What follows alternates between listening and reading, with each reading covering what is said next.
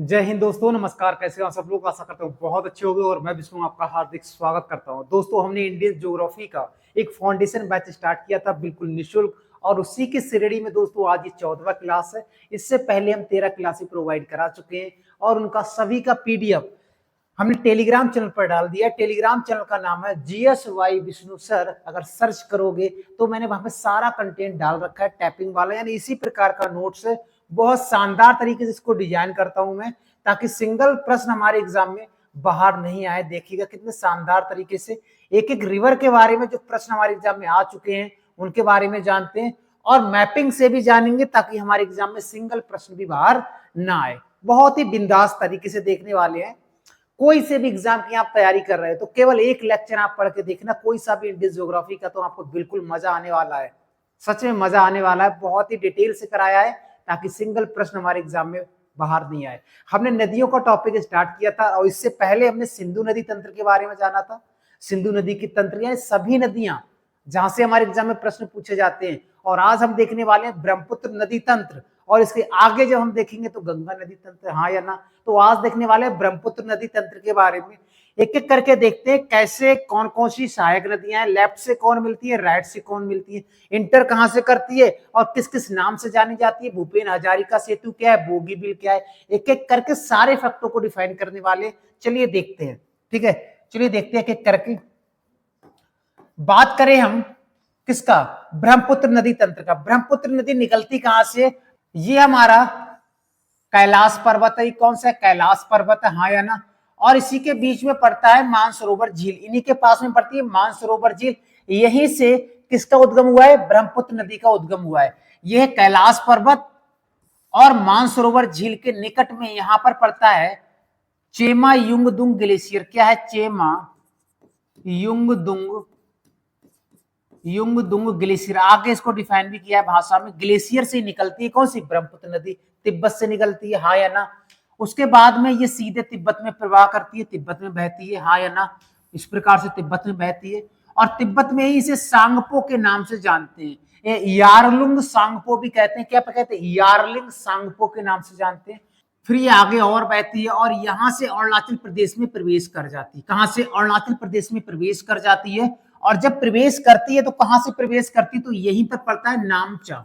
याद रखेंगे, नामचा बरवा पर्वत भी कहते हैं और पहाड़ी भी कहते हैं, और ये चोटी भी है। याद रखेंगे, पर्वत, पहाड़ी, चोटी तीनों है ये नामचा बरवा। तो इसको काट कर निकलती है अरुणाचल प्रदेश में। इसको काट कर, तो जब काटेगी तो गॉर्ज बनाती है, गॉर्ज। उसी प्रकार से जैसे सिंधु नदी नंगा पर्वत से पाकिस्तान में जाती है ना, तो वो सिंधु गॉर्ज बनाती है वहीं पर। ऐसे जब ये अरुणाचल प्रदेश में प्रवेश करती है तो ये भी गॉर्ज बनाती है। इस गॉर्ज को क्या नाम दिया गया? तो याद रखेंगे, दिहांग गॉर्ज। क्या है? दिहांग गॉर्ज का निर्माण करती है कौन सी? सांगपो नदी। कहां पर? अरुणाचल प्रदेश में। जैसे मुड़ती है और जहां से मुड़ती है इसी के पास में यांगयाप दर्रा भी है। क्या है यहीं पे? यहीं पर यांगयाप दर्रा भी है जहां से ये मुड़ती है। याद रखेंगे, और इसको काटते हुए अरुणाचल प्रदेश में प्रवेश कर जाती है, हाँ या ना। प्रवेश करने के बाद ये अरुणाचल प्रदेश में अभी बह रही है। अरुणाचल प्रदेश में यहां तक बहती है। कहां तक? यहां तक बहती है अरुणाचल प्रदेश में। अरुणाचल प्रदेश में कोई भी नदी सहायक नदी नहीं है, अरुणाचल प्रदेश में केवल बात करेंगे। उसके बाद असम स्टार्ट हो जाता है। असम में पहली एक सहायक नदी है जिसका नाम है दिहांग। क्या नाम है? दिहांग। ये कहां से निकलती है? पटकाई बुम पहाड़ी से निकलती है। कहां से निकलती है? पटकाई बुम पहाड़ी से निकलती है दिहांग नदी, और असम में ब्रह्मपुत्र में मिल जाती है। किसमें? असम में ब्रह्मपुत्र में मिल जाती है। हम आगे बताएंगे कि तिब्बत में सांगपो के नाम से, अरुणाचल प्रदेश में दिहांग के नाम से, और असम में ब्रह्मपुत्र के नाम से, और बांग्लादेश में जमुना के नाम से जानते हैं। ये आगे हम देखेंगे, ठीक है, आगे देखेंगे। तो दिहांग नदी के बारे में बताया। उसके बाद एक और नदी है, ये निकलती कहां से? ये तिब्बत से निकलती। कहां से निकलती है? तिब्बत से। इन नदियों के बारे में मैंने अलग से डिफाइन किया, केवल मैपिंग से अभी देखते हैं। ये तिब्बत से निकलने के बाद ये नदी सीधे होते हुए असम में जाकर मिल जाती है। किसमें? असम में जाकर ब्रह्मपुत्र नदी मिल जाती है, लोहित नदी। और लोहित नदी पर यहीं पर भूपेन हजारिका सेतु भी बना हुआ है। क्या है? भूपेन हजारिका सेतु भी बना हुआ है। और इसकी सहायक नदी कौन सी है? दिबांग।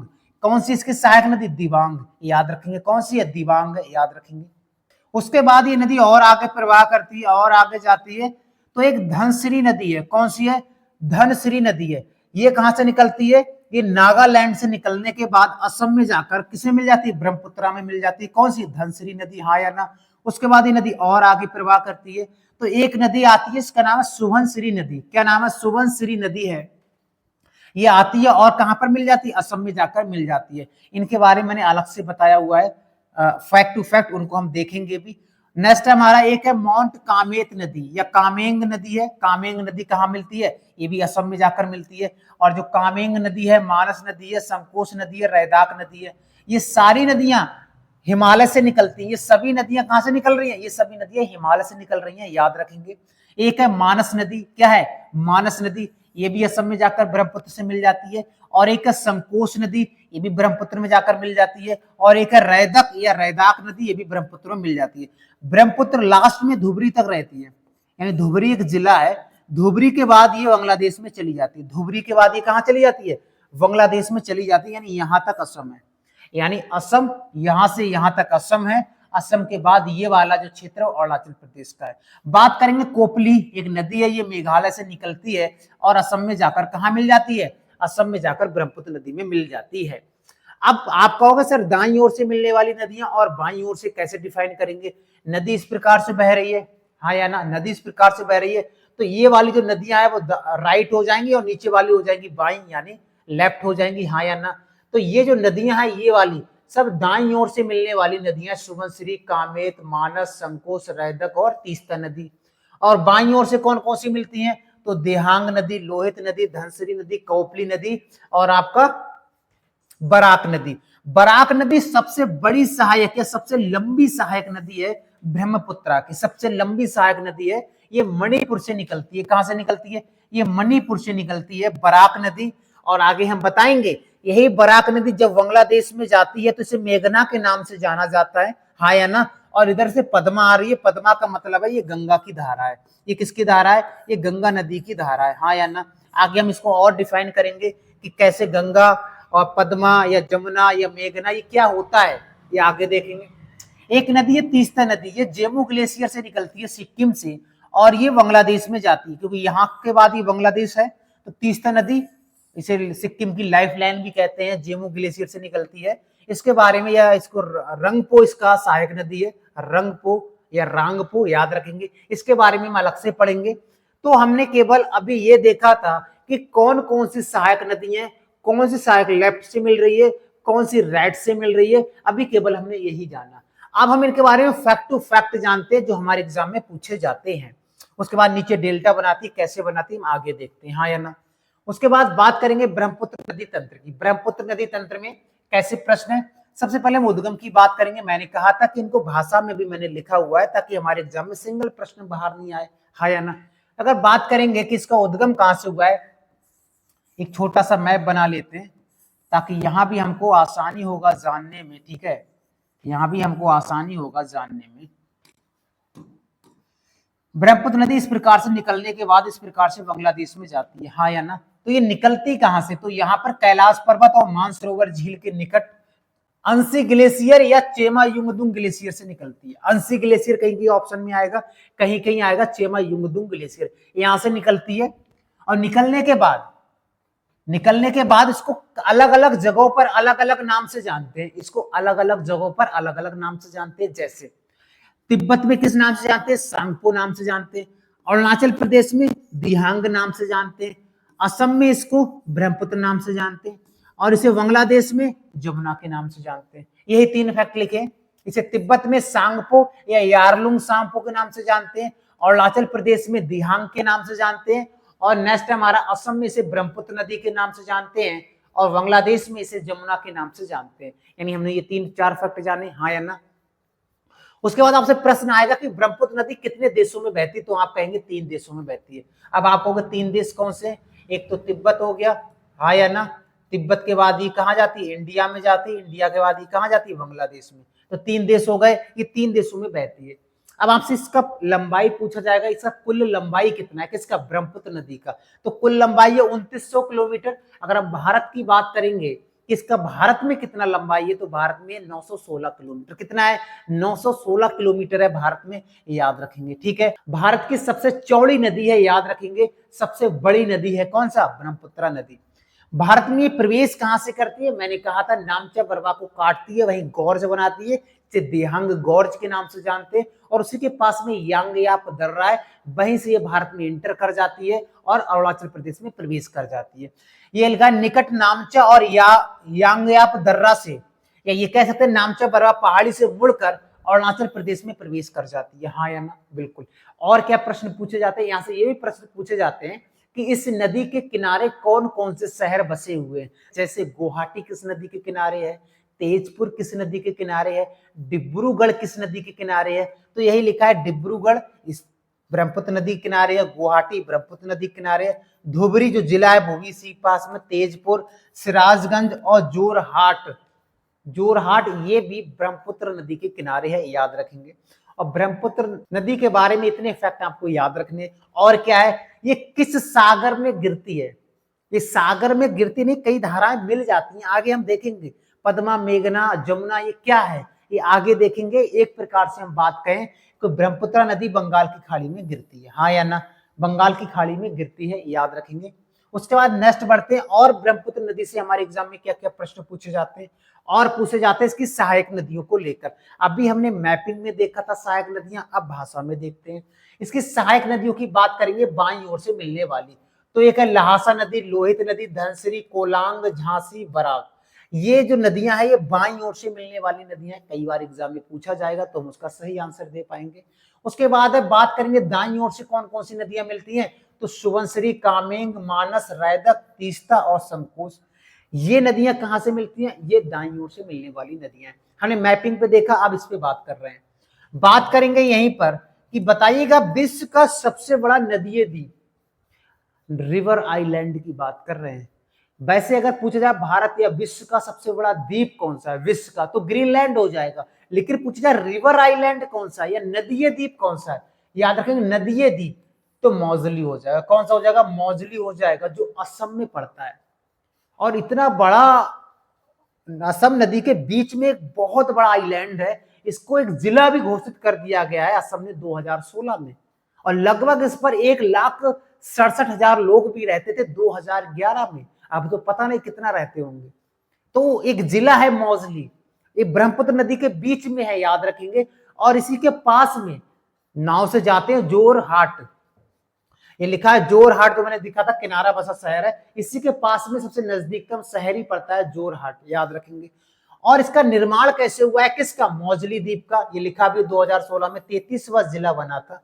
इसका निर्माण कैसे हुआ है, इसका निर्माण दक्षिण और पूरब में ब्रह्मपुत्र नदी, मान लेते हैं, बना लेते हैं थोड़ा सा मैप ताकि हमें आसानी हो जानने में, ठीक है, आसानी हो जानने में।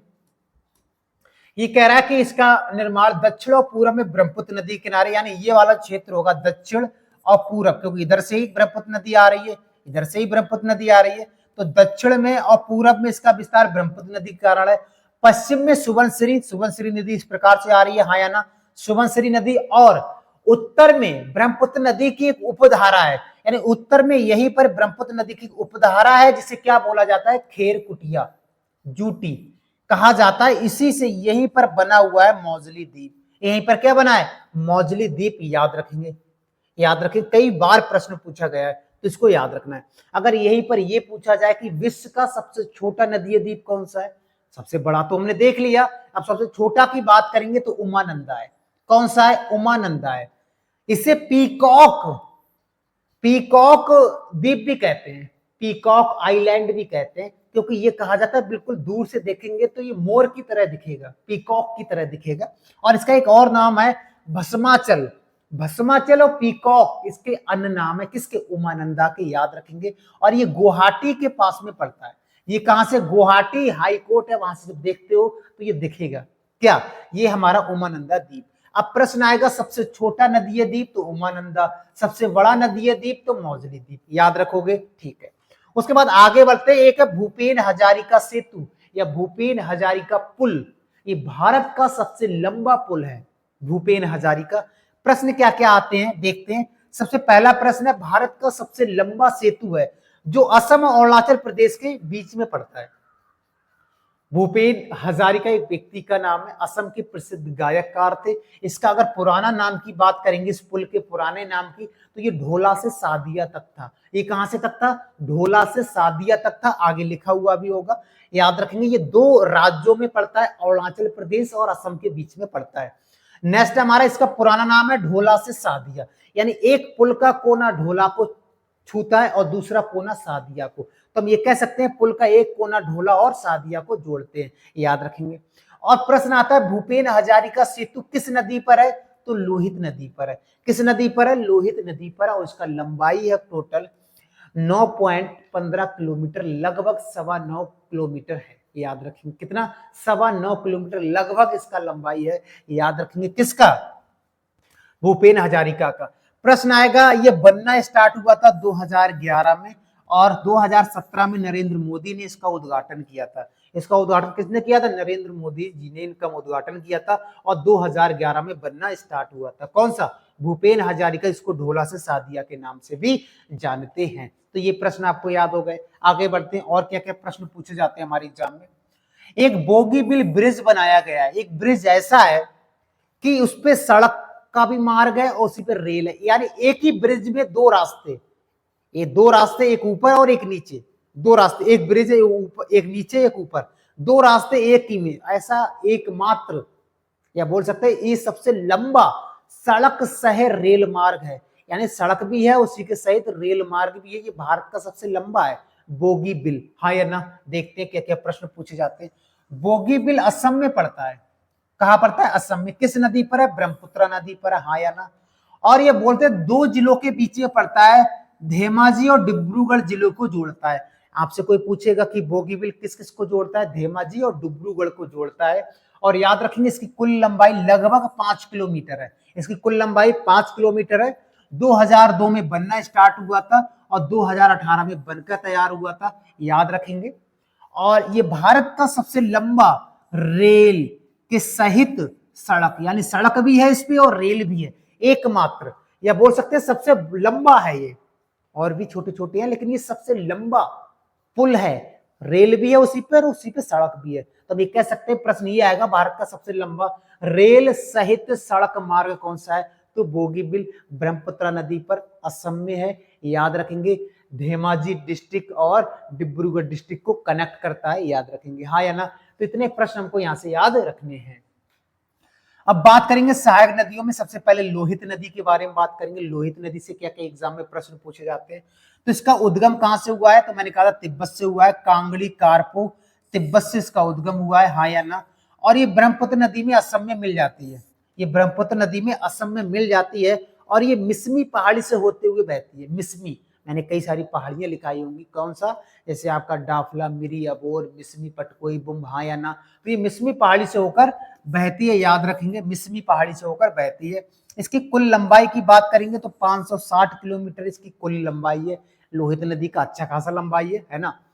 नेक्स्ट है, इसे तिब्बत द्वारा, यानी इस नदी को तिब्बत में कुछ अलग नाम से जानते हैं और जो मिसमी ट्राइब है वो कुछ अलग नाम से इसको जानती है। तो तिब्बत लोग क्या कहते हैं? जाउलचू। क्या बोलते हैं? जाउलचू। जाउलचू नदी कौन सा है? तिब्बती लोग कहते हैं। और जो मिसमिया लोग हैं वो तेलू नदी के नाम से जानते हैं। किस नाम से? तेलू नदी के नाम से जानते हैं। अगर ये प्रश्न आएगा तो हम कर पाएंगे, याद रखेंगे। और इसे रक्त नदी के भी नाम से जानते हैं। किसको? लोहित नदी को। इसका इस जो तिब्बत में असमिया भाषा है, वहां से लोहित शब्द को लिया गया है जिसका अर्थ होता है रक्त। तो इसे रक्त नदी के भी नाम से जानते हैं। लोहित नदी को याद रखेंगे। इसकी सहायक नदी है दिबांग। ये दाएं तट से मिलती है, दाएं से ही मिला था, अभी हमने देखा था मैपिंग में। हाँ या ना? तो लोहित नदी के बारे में इतने फैक्ट हमको याद होने हैं। और लोहित नदी पर भूपेन हजारिका सेतु बना हुआ है, वो भी हमको याद रखना है। नेक्स्ट है बराक नदी। बराक नदी ब्रह्मपुत्र की सबसे लंबी सहायक नदी है, 900 किलोमीटर है। यहां से बहुत अधिक प्रश्न पूछे जाते हैं, देखते हैं एक एक करके। पहले इसका उद्गम देख लेते हैं। इसका उद्गम हुआ है लियाई खुल्लन गांव है मणिपुर में, वहां से उद्गम होता है। मैपिंग से देखेंगे कि कैसे मेघना, जमुना, पद्मा, ये सब अभी देखते हैं। तो हम पूर्वोत्तर भारत का ही मैप बनाएंगे सबसे पहले, ताकि हमको आसानी होगा जानने में। ठीक है, ये हमने पूर्वोत्तर भारत का मैप बना लिया। ये सिक्किम हमारा, ये अरुणाचल प्रदेश है ना, अब एक एक करके इसमें देखते हैं। यहां से निकलती है कौन सी नदी? बराक नदी। इस प्रकार से निकली, हाँ या ना? निकली। निकलने के बाद जैसे ही ये बांग्लादेश में प्रवेश करती है, ये दो धाराओं में विभाजित हो जाती है। कितनी धाराओं में? दो धाराओं में विभाजित हो जाती है। एक का नाम है सूरमा और एक का नाम है कुशियारा। सूरमा और कुशियारा, हाँ या ना? दूसरा पॉइंट समझे आप, यहीं पे कलर चेंज कर लेते हैं, रेड। यहां से आपको पता है ब्रह्मपुत्र नदी निकली है इस प्रकार से, हाँ या ना? ब्रह्मपुत्र नदी निकली है, हाँ या ना? उसके बाद में बात करेंगे इस साइड में गंगा नदी आ रही है, हाँ या ना? गंगा नदी आ रही है, बिल्कुल आ रही है। गंगा नदी को बांग्लादेश में किस नाम से जानते हैं? तो याद रखेंगे, किस नाम से जानते हैं? तो पद्मा के नाम से जानते हैं। किस नाम से जानते हैं? पद्मा के नाम से जानते हैं, हाँ या ना? और जो ब्रह्मपुत्र नदी है इसे बांग्लादेश में जमुना के नाम से जानते हैं। किस नाम से? जमुना के नाम से। ये दोनों नदियां मिल गई, कौन सी? जमुना और पद्मा। मिलने के बाद ये पद्मा ही कहलाएगी, आगे ये पद्मा ही कहलाएंगी। ये अभी भी पद्मा है, ठीक है, ये अभी भी पद्मा है। उसके बाद एक धारा इस प्रकार से, इसका कलर चेंज कर लेते हैं, ये धारा जो बराक नदी का आ रहा है ये पद्मा में जुड़ जाती है। ये क्या जुड़ जाती है? पद्मा में जुड़ जाती है। और इसको फिर उसके बाद यहां से और इसके बीच में इसको मेघना कहते हैं। क्या कहते हैं इसको? मेघना कहते हैं। अब मेघना एक धारा इसमें जुड़ जाती है, बराक नदी का ही एक धारा है मेघना। उसके बाद ये मेघना बन जाती है। क्या बन जाती है? मेघना बन जाती है। और फिर इसके बाद ये डेल्टा बनाती है, जिसे हम बोलते हैं सुंदरबन का डेल्टा। क्या बोलते हैं? सुंदरबन का डेल्टा। ये दुनिया का सबसे बड़ा डेल्टा है और इसे एक अन्य नाम से भी जाना जाता है, मोरीबंद डेल्टा। पीसीएस में आया था एक बार, तो ये प्रश्न भी गलत ना होगा। मोरीबंद डेल्टा किसे कहते हैं? तो सुंदरबन डेल्टा को कहते हैं। सुंदरबन नाम इसलिए पड़ा क्योंकि यहाँ पर सुंदरी नामक पादप वृक्ष पाए जाते हैं, याद रखेंगे। और ये दुनिया का सबसे बड़ा डेल्टा है। मुख्य रूप से दो ही नदियां बनाती हैं, कौन कौन सी? गंगा और ब्रह्मपुत्र नदियां। हालांकि बराक नदी भी इसका बहुत सारा भाग लेती है। अब ये ऑप्शन के ऊपर डिपेंड करेगा कि उसने ऑप्शन किस प्रकार से सेट की है, हाँ या ना? तो ये चीज आपको याद रखनी है। पद्मा जमुना मिलती है तो भी पद्मा कहलाती है, लेकिन जब मेघना मिलती है तो मेघना कहलाती है। बाद में मेघना ही डेल्टा का निर्माण करती है। यही लिखा है, जो गंगा नदी डेल्टा में बनने से पहले फिर मेघना नदी में परिवर्तित हो जाती है। मतलब जैसे गंगा नदी में मिलने वाली होती है उससे पहले ही ये मेघना नदी में परिवर्तित हो जाती है, हाँ या ना? यही तो इसमें लिखा हुआ है, ये चीज आपको याद रखनी है, ठीक है ना? आगे बढ़ते हैं। उसके बाद इसकी लंबाई कितना है? तो 900 किलोमीटर मैंने बताया था। और नेक्स्ट पॉइंट मैंने कहा था ब्रह्मपुत्र की सबसे लंबी सहायक नदी है, बिल्कुल है। इसकी सहायक नदी कौन सी है? तुई रियाल है और जिरी है। जिरी नदी और तुई रियाल, ये दो प्रमुख सहायक नदियां, और एक इस पर बांध भी बना हुआ है। तो याद रखेंगे तिपाई मुख बांध किस नदी पर है? तो आप बताएंगे बराक नदी पर है। किस राज्य में? तो मणिपुर में। किस राज्य में? मणिपुर में। तो बराक नदी से इतने अधिक हमको पॉइंट याद रखने हैं। तो समझ में आ गया होगा पद्मा मेघना क्या होता है। एक बार हम गंगा नदी जब पढ़ेंगे तब भी इसी को डिफाइन करेंगे। आगे बात करते हैं, बात करेंगे सुबनसिरी नदी। मैंने कहा था कि सभी हिमालय से निकलती हैं, लेकिन सुबनसिरी नदी ट्रांस हिमालय से निकलती है। मैंने कहा था ट्रांस हिमालय का अधिकांश भाग तिब्बत में होने के कारण इसे तिब्बतियन हिमालय के नाम से भी जानते हैं।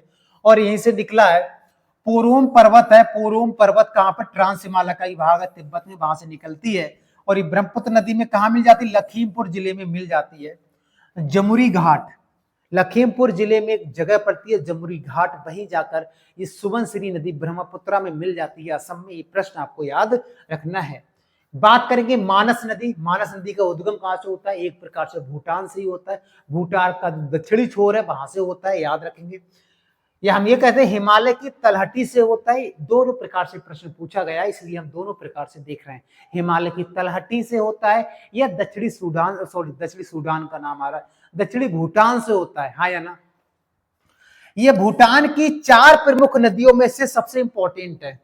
4 और भी मुख्य नदियां भूटान की, नाम याद रखने। रैदक आगे आप पढ़ोगे, संकोश आगे आप पढ़ोगे, तोरसा नदी भी एक प्रसिद्ध नदी है, लेकिन तोरसा नदी ब्रह्मपुत्र की सहायक नदी नहीं है। लेकिन ये दोनों ब्रह्मपुत्र की ही सहायक नदियां आगे आप देखोगे। इसके किनारे राष्ट्रीय मानस नेशनल पार्क है, राष्ट्रीय उद्यान है, याद रखेंगे। राष्ट्रीय उद्यान है जो मानस नेशनल पार्क है वो किस नदी के किनारे? तो मानस के किनारे। और मानस नदी के नाम से इसका नाम मानस पड़ा है। क्या पड़ा है? मानस पड़ा है, याद रखेंगे।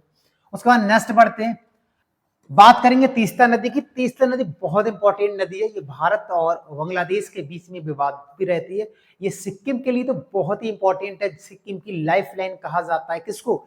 तीस्ता नदी को। इसका उद्गम देखते हैं, 3 प्रकार से एग्जाम में प्रश्न पूछा गया उद्गम को लेकर। पहला प्रश्न आता है पहोनरी पर्वत से हुआ है हिमालय के, बिल्कुल सही हो जाएगा। दूसरा अगर पूछा जाएगा जेमू ग्लेशियर से हुआ है, तब भी सही हो जाएगा। अगर लहामो झील से हुआ है तब भी सही हो जाएगा। ये 3 अलग अलग, मतलब जगह एक ही है लेकिन अलग अलग नाम से जानते हैं। वहीं पर पास में एक झील पड़ती है लासो, उसी के पास में बिल्कुल जेमू ग्लेशियर पड़ता है। उसी प्रकार से समझो ना, जिस प्रकार से कैलाश पर्वत भी वही है, वही मानसरोवर झील भी है, वही चेमा युंगदुंग है, हाँ या ना, ऐसे इसको समझ लो। और ये सिक्किम में पड़ता है। सिक्किम की इसको जीवन रेखा के नाम से भी जानते हैं। और ये मिलती कहां पर है? मिलती का मतलब ये ब्रह्मपुत्र नदी में कहां मिलती है, इसका मुंह कहां पर है? तो याद रखें, फुलझरी उपजिला है, फुलझरी उपजिला है बांग्लादेश का। अगर बांग्लादेश की जिला कौन सा है तो गायबांधा, गायबांधा जिला है बांग्लादेश का। वहां जाकर ये नदी मिल जाती है किसमें? ब्रह्मपुत्र में। कौन सी? तीस्ता नदी, हाँ या ना, याद रखेंगे।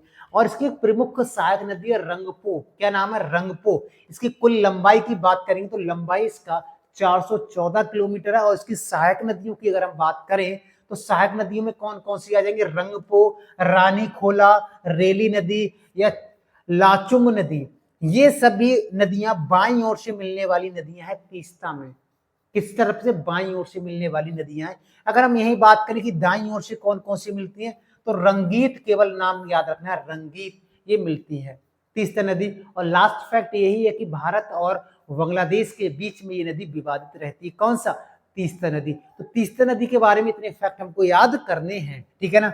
एक सिंगल प्रश्न नहीं आएगा दोस्तों। संकोच नदी भी बहुत इंपॉर्टेंट है, ब्रह्मपुत्र नदी की एक सहायक नदी है संकोच। और ये निकलती है उत्तरी भूटान से और ये असम में जाकर ब्रह्मपुत्र नदी में मिल जाती है।